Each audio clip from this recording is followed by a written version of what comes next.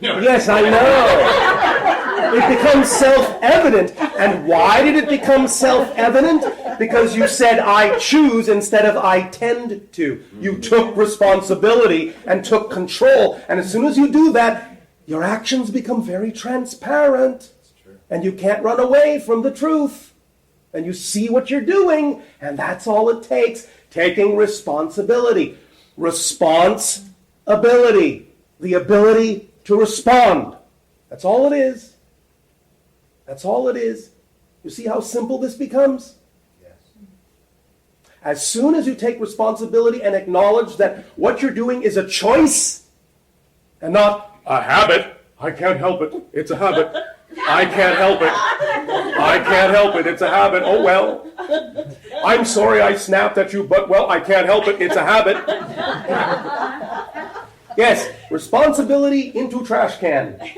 No more responsibility. I have habits instead of responsibility.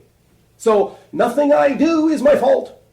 Nothing I do is anything I have to be responsible for. Now look at that definition also, because many people on your planet equate responsibility with blame, and that's where the word fault comes from. Instead of saying responsibility is my ability to respond, it means I'm in control by taking responsibility. They have given responsibility a negative definition, called it blame, and say it's my fault. And since I don't want to be blamed and I don't want it to be my fault, I cannot take responsibility, so I will replace responsibility with, oh, I don't know, habit. It's just a habit. Well, okay. But again, the true definition of a habit is something you do that you don't know you're doing. As soon as you know you're doing it, it's not a habit. The habit's gone. If you do it again, it's a choice. So, take responsibility, recognize it's a choice, and recognize that the only reason you would be defining those things as that which upsets you is because you have an innate fear that what you see out there is somehow a reflection of you. And that's what you don't want to look at. I'm not saying it's empirically true about you, but I'm saying you have a definition that gives you the fear that it might be. And so you don't want to look at it. You will, in that sense, lash out at what you see. That is a reflection of what you fear you might contain.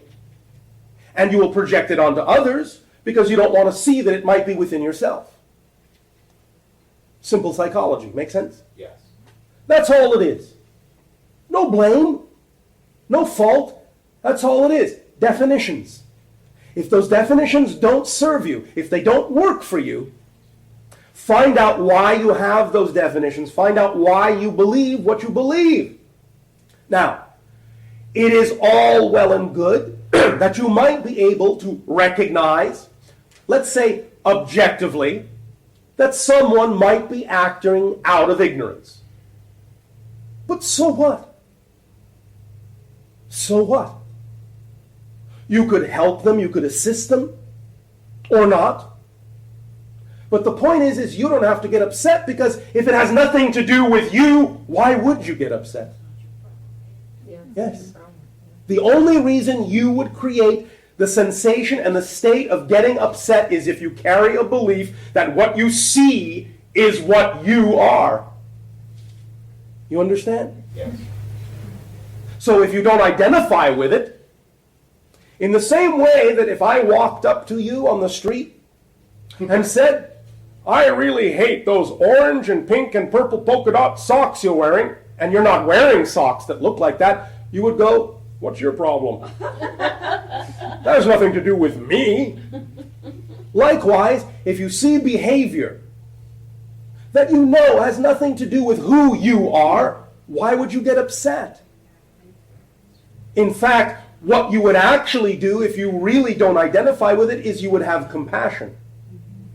You would recognize that they are caught up in a fear scenario, and you'd be willing to help them, but only to the point where you discover whether or not they are willing to accept your help or not. If they are not, bless them, love them, be on your way. But there's no reason to be upset if it has nothing to do with you. So being upset means you believe it has something to do with a truth about yourself that you're not willing to face. Once you understand that it doesn't necessarily mean it is true, but that you believe it's true, you will also start disempowering that belief. Because there is nothing about any of you. There is nothing about any of you. I'll say it one more time. There is nothing about any of you that is true except that you are made from unconditional love and that you exist. That's it. That's what you're made of. You are energy, light, love, call it what you will, but you are made of the infinite. You are made of all that is. That is the only thing about you that is true. Everything else is a definition or a conditional belief placed upon you, usually by yourselves. Because you accept the definitions of others, maybe that have nothing to do with you really, but you've accepted it as true for yourself. But that doesn't mean it's empirically true. It just means you have bought into it. And because you believe it, well, then like any belief, it's going to come with its own self-reinforcing mechanism, because the only way you can experience a belief as being true is if the definition of the belief comes with an underlying code that says, this belief is truer than all other beliefs. That's the only way you can experience a reality physically as being truer than anything else. But once you understand that every belief comes with that instruction to believe that this is true and not that, then you will understand that all beliefs are equally true. It just depends on what you prefer to believe. Does that make sense? Yes, it does. Does that help you? It does help. Now, Bashar? one moment. I would like to say one more thing. I am not saying that you have to incorporate this into your belief system structure right now. It's up to you. Whatever rate at which you change your beliefs is the perfect rate at which you need to change your beliefs if they need changing according to your estimate that they do. So, what I'm about to say to you, if you give it a shot and find that you can't do it right away, don't heap more negative beliefs on yourself by saying, oh, I did something wrong. What's wrong with me? You follow me? Yes. But what I'm about to tell you is very powerful. Think about it, let it sink in, absorb it at your own